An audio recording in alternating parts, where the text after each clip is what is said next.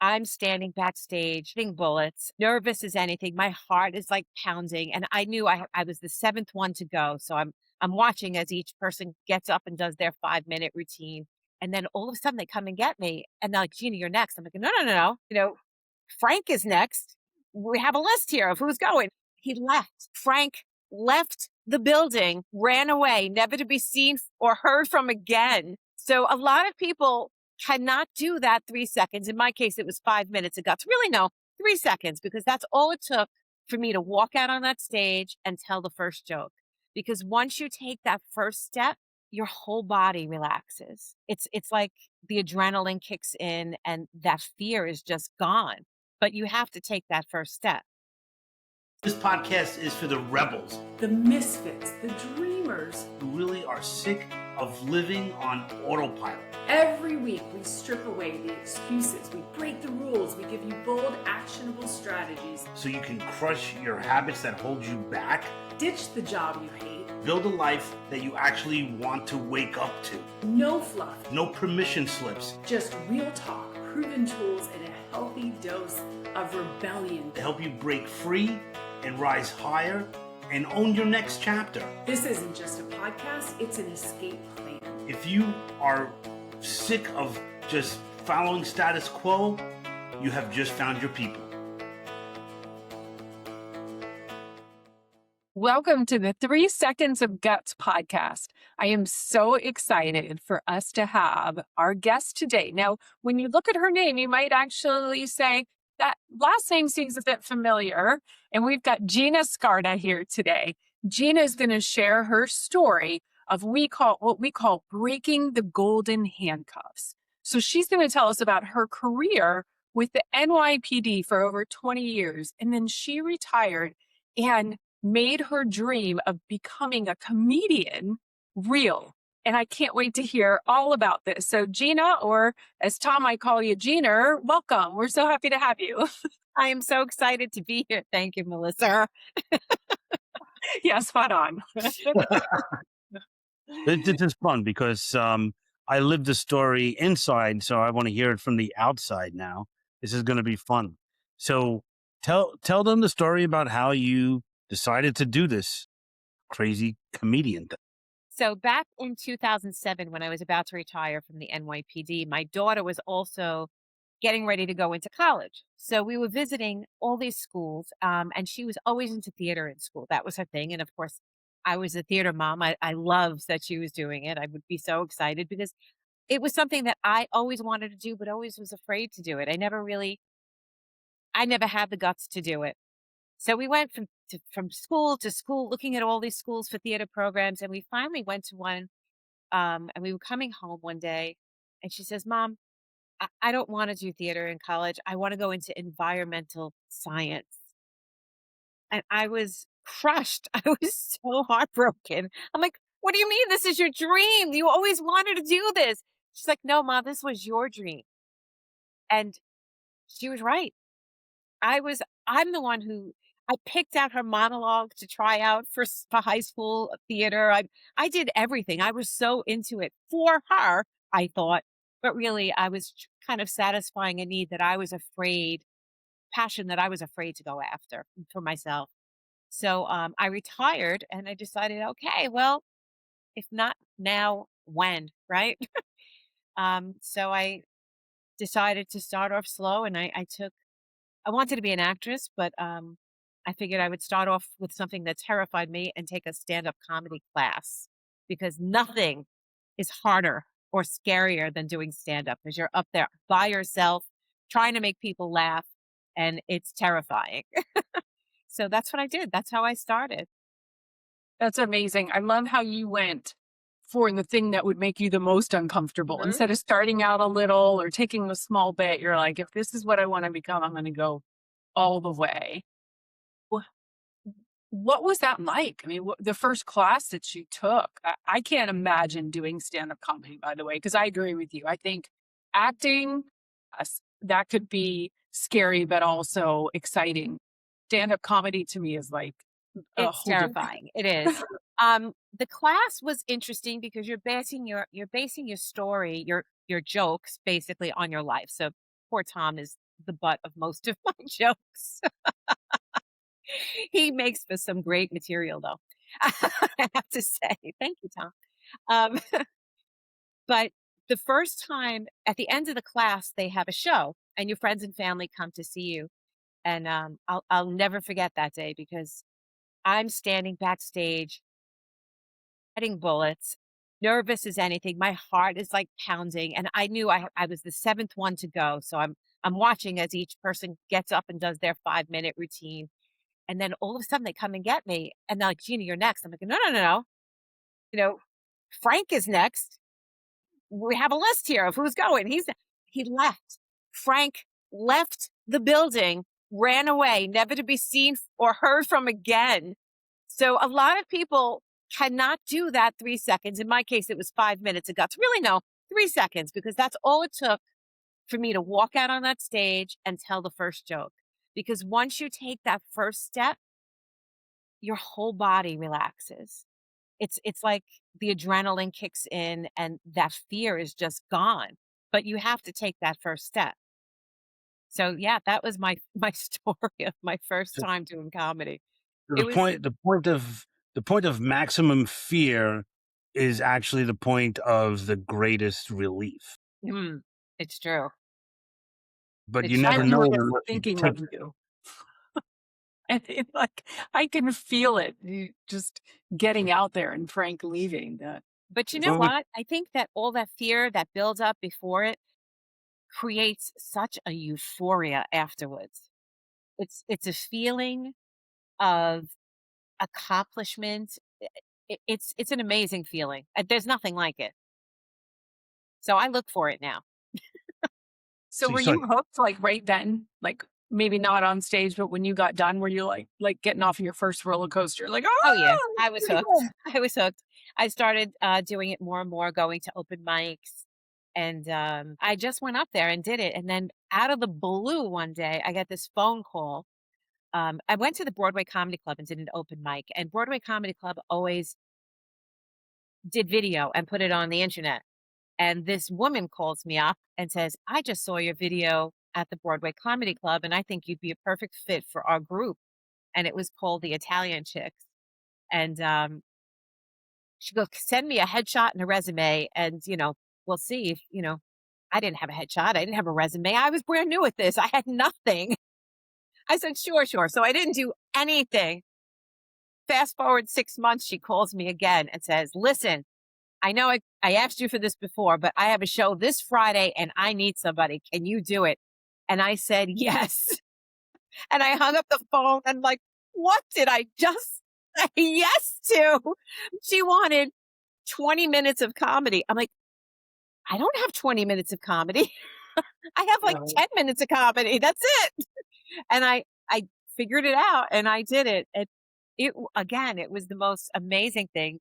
And I ended up touring with the Italian Chicks for more than 10 years. They're still going. It's a whole new cast now, but they're still going. yeah, Awesome. but also in that story, there's a sub story where you had retired from the PD, and we had the Super Suppers franchise that was not doing well, and we Yeah. were losing money. You kind of prayed, and we were like, because she could go back to her job. She had 1 year to go back, same pay, same position. That's Oh, part of the city really? charter. You're allowed to do Yeah. that. Oh, wow. So it's And interesting because the very week that I had to make that decision on whether I was going back or not is the week that I got the phone call from Marianne Maisano, and it was just like a sign, you know, this is it. I'm opening this door, go take it. And I could have just went back because, the police department, we always called it the golden handcuffs. It was a job that you just don't walk away from because you have a pension, you have security, you have a paycheck for the rest of your life. And I did finish my 20 years. I know you said more than 20, but I did 20 exactly to the day. And I was out. And I really wanted to leave. I knew that it was where I wanted to go, but like Tom said, we had a business that wasn't doing well, and I really needed the paycheck. So the handcuffs were yanking at me. But Tom was really supportive, and he's like, you have this opportunity to go after a dream. Just do it. And thank There you. what's cool is that when you make a decision like that, when you choose uncertainty over unhappiness, Mm, magic happens, which true. is, part of my book, The Magic of Choosing Uncertainty. And I tell that story kind of in the book. And the phone call came the And the week, phone but call, that was not that is meant to happen that week Yes. because you put yourself out there and took a risk. And that's, I Mhm. mean, that's such a great story. right. Once she told the police department no, it was literally 72 hours later she got the phone call from Marianne. I have so many law of attraction stories like that too. That it's it's amazing what you can attract into your life if you put it out there. It's incredible. Yeah. Well, I think a lot of people can relate of leading a secure job. It's familiar. This is what I've done. This is what I know. And it's so scary to make that leap, right? And then People especially do to go not like into change. something that fueled your spirit, but also scared the heck out of Hmm. where you are Change now. is scary. And then she did like act like, so the crazy thing is uncertainty and all that. I remember being in my office and she comes in and she's looking at her phone like somebody died, and I'm like, what happened? She goes, I just got an email from Kathy Lee and Hoda to be on the Today Show Thursday morning, and it was like a Monday morning. I'm like, Oh my what? goodness. How did that happen? Backtrack a little bit. Uh, the year before that, it was only like a year after I started doing this. I don't know if you've ever heard of More magazine. It was a magazine for women over 40, and they did a feature every month called Second Acts, and they featured different women who changed careers later on in life and had success. And they featured me in this More magazine. So now a year later, I get the phone call from Kathy Lee and Hoda because they were doing an article on the Second Acts, and they were doing a story on it, and they saw this article. So they asked me to come on the show. And I went on with I think it was the editor of More magazine, wasn't it? Yeah. She brought me on, probably because I was the only one who lived in New York, but Are you Well, whatever. I mean, Take it. I'll you take don't it. take any Yeah. don't take anything away from yourself. I mean, you were doing stuff. You were It was a making lot stuff of fun. happen. It was a lot of fun. It was very inspiring. It I was. mean, in our Maui Wowie business, we had young girls that were, leaving high school, going to college, and they would look at Gina as an inspiration. Like, oh, here's a lady who was a cop, and now she's doing her own thing, and so you become, people watch you, and you don't realize it in life. Very And inspiring. Absolutely. Leaving the police department, that was a cool job to be able to tell people, I was a sergeant in the NYPD. So I didn't want to just leave that coolness and become like, a retired old person. So I needed something. And I'm so glad that things went the way I made some good decisions, I think. But yeah, well, when you make any decision, something happens. You have to make a Mhm. decision, which is part of the 3 seconds of guts. right. But I also want to, I want you to tell the story because it's my favorite story, I think, in your whole career, when you got the role of Maggie in Good People. Yes. So I started doing theater. And I know it's just community theater, but it was something that I absolutely love. And I get this role as Moggy Walsh in the play Good People by David Lindsay Abaire.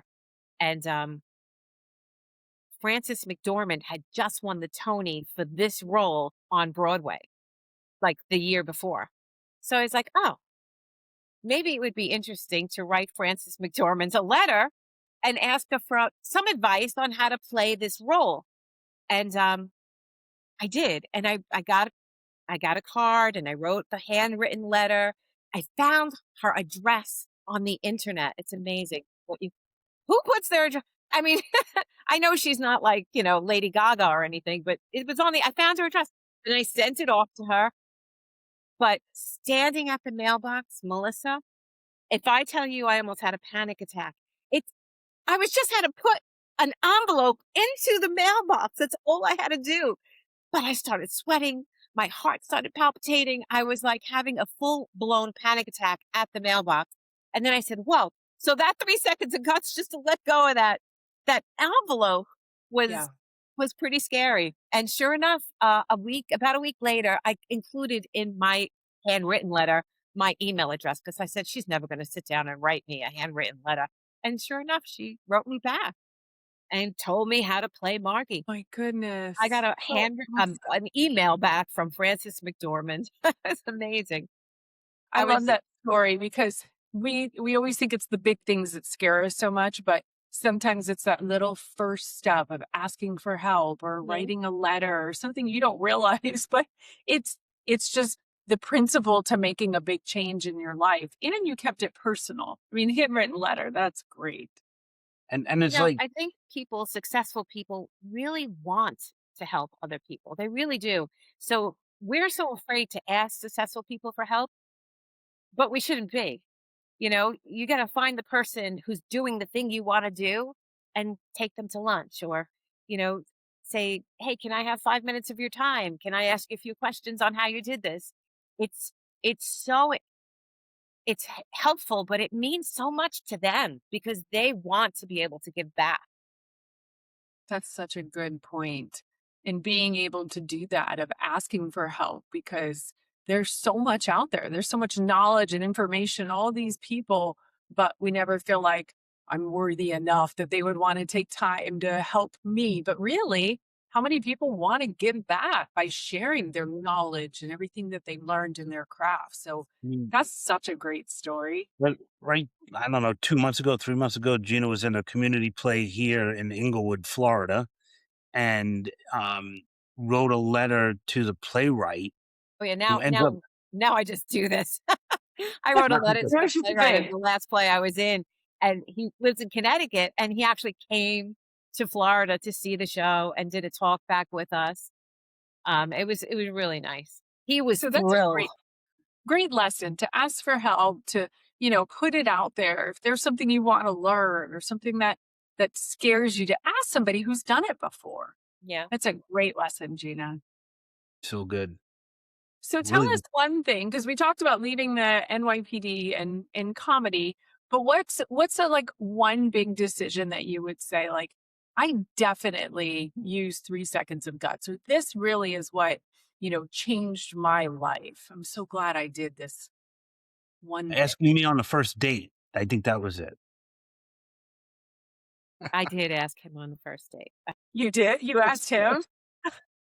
Because he would stare at me every single day and never said a thing. I'm like, "So are we gonna go out or what? Can't just look. Right? Take action, boy." Action. The lesson of today is action. Yeah, and I Oh, think that's a I good think lesson. that's, I don't know, I can't pinpoint one specific thing that changed everything, but I try to make it, a habit now, to do things that scare me, because Hmm. whenever I do, there are times that I forget to do it, but whenever I do it, things move forward. You know, great things start to happen, surprising things, things you never expected. You start manifesting things that you didn't know, but you really have to take those. And it could be something so simple like saying hello to someone that standing in line, starting up a conversation. My daughter hates when I do this, by the way. I've always done this. I start conversations with strangers all the time, and my kids hate it. Really? Oh, that's Embarrassing to them, I guess. How about Mom, the time? Uh, how about the time we're you in the never know who airport? you're going to start talking to. We're in the airport and we're on our way to California. We met Lisa McNichol from The Secret, if you Oh, remember. that story. Yeah. wow. Yes. But another story about going on an airplane is I don't remember where we were going, but we were at the, the airport and the flight was delayed and everybody was complaining and the flight attendants were waiting to get on the thing and I'm standing there and the flight attendant's like, "Oh God, I could use a cup of coffee." So without even saying anything, I went and got 2 Starbucks and I handed her one. Sure enough, she was the first class flight attendant on my flight and took us up to first class. I didn't know that that was going to happen. First I had class. no clue that that was going to happen. But you know what? Some people would have just heard her say that and said, you know, It's the opportunity to I mean, it just shows also being real and helping others and serving others. Mhm. And no matter what, always, moving things forward. Once again, that's just action too. You didn't just think about it. You went and got her a cup of coffee, as small Yeah. as it seems. Yep. And it takes nothing to do that. Well, at Starbucks, it takes about $5.20. But So, Gina, what's one piece of advice that you would give to the listeners as they're listening in and they're thinking about taking 3 seconds of guts, tomorrow when they go out? do it. Do the thing that scares you. You know, really take note of the things that you want to do, but are afraid to because it's going to, sometimes we give ourselves so many excuses. I mean, if I do this, then it's going to be so much work, or, if I do this, I could get rejected, or whatever it is, whatever our head is telling us not to do it, ignore that. I call her Becky. It's that little voice that always gives me those negative thoughts. Her name is Becky. My name is Becky. I often say, shut up, Becky. And just do it. What's the worst that can happen? Really, what is the worst that can happen by stepping out on stage and telling it, but they don't laugh? Okay, so they didn't laugh at my joke. I'll have to fix that one. At the time, you feel like the world is going to end, but it's really nothing in the Silence of the scheme of strife. things. What's the worst that can happen by mailing this letter? Nothing. She doesn't write me back. Big deal. Right. I mean, I think a lot of it is rejection. We're afraid of being rejected, right? And if you really are like, I may have to use the Becky or kind of come up with a name. That's a great idea of like, come on. But it's if you really go, who cares? Or who cares what their opinion is, and keep moving forward. What I've noticed is we're so afraid. You said earlier, change is scary. Change is scary. Yes. However, I've noticed that change is typically good, but our brains get in the way and they start to tell us that change is bad. Here's all the bad things that can happen. And honestly, most of the time, something way better is out there for you. It's You're just like a about living stepping out of your example. comfort zone. It's all about doing something you wouldn't normally do. Something that it takes a little bit of effort to do sometimes. And you know what? I'm going to challenge you for 1 month. Try to do something every single day that scares you. Just a little something. Start up a conversation with someone you never spoke to before. Write a letter to someone you've been meaning to talk to. It's little things that you've been putting off because you're afraid of being rejected or afraid of whatever, being uncomfortable. Just do it. Just do it. Let's see what happens. Ooh, I love that. So Yeah. every day we do something that takes 3 seconds of guts that challenges or scares us. Right. And would for you you say? guys, that could be just a cold call, right? Absolutely. Writing a card or asking someone to be on the podcast. That's a big goal of mine. Yeah. Yeah. Challenge accepted for me. Tom? All right. Yeah. Now I'm going to have to throw down the gauntlet and make it happen. This is Think crazy. of some big names you want to be on the podcast. Yeah. Yeah. We I need love Tony it. Robbins. We need Joe Rogan. couple What's the Cool. worst that can happen? Right? And you say no. They'll be like, you know what? You had Gina Scarda. Sure. I'll do it. Yeah, Gina did it. I can do it. Right. I love that. So when you think, I just have one last question. So if somebody's like, I want to skydive, I want to be an actress, I want to do something big, and it feels too big for them, what would be a piece of advice? Just start or go for it? Like, Start what would you small. tell them? Yeah, start small. I mean, that's what I did. Said, okay, I'm going to take a class in it. I'm going to learn how to do this. I'm not going to just go. And there are people who do that. Don't get me wrong. There are people who get on that stage without ever taking a class. Good for them. Right. I needed a little bit more structure, but take a small step, whatever it is. If you're looking to own your own business, start researching, start looking for someone to help you, um, ask for advice from people who have done it. Yeah. Take the first step. I First love little that step. because the movement, once you start, it feels better. I mean, your story of the exhilaration and adrenaline that you feel, but moving and feeling in control, but also, you know, the universe, God, whatever you call it, it's going to reward being bold. So be a little bold. Yes, We have a absolutely. So, challenge to be bold. So so thank you for that. G, do you want to end with one Tom joke, or do you want to just say goodbye now? Oh, yeah. No, Tom joke all the way. Tom joke. Come My on. Tom jokes. Oh my gosh. Now you put me on the spot. I got to do something that's clean. Uh, Or your best one. babe, It is- help me out here. Which one should I tell? Trying to spice up the sex life by Oh my gosh. My husband is trying to spice up my sex life. He installed a stripper pole in our bedroom. Well, he won't let me use it, but it's there. He won't let me take a turn. boom, boom. Uh, oh, thank you There's a for million. this. Well, thank you guys for having me on. This was a lot of fun. Thank you, And I babe. expect to come back and hear about your 3 seconds that you did this with the challenge. Absolutely. Challenge accepted. You All got right. us. 30 days, and we will report back All and right. Thank report back to all of you guys and to Gina of how that's changed our lives because we can't just talk about it. We got to be able to do it. Yeah. I'm And gonna the listeners too. I want to hear in the comments of the video. Let me know what your 3 seconds were. That's a great yeah. point. You know, anybody else out there want to take the challenge and tell us how it changed your life, little things that you did every day, because 30 days, you can really change your life. You Oh can. wow. I'm really excited. I got goosebumps all of a sudden. I don't know why. I'm really excited about Life All changing. right.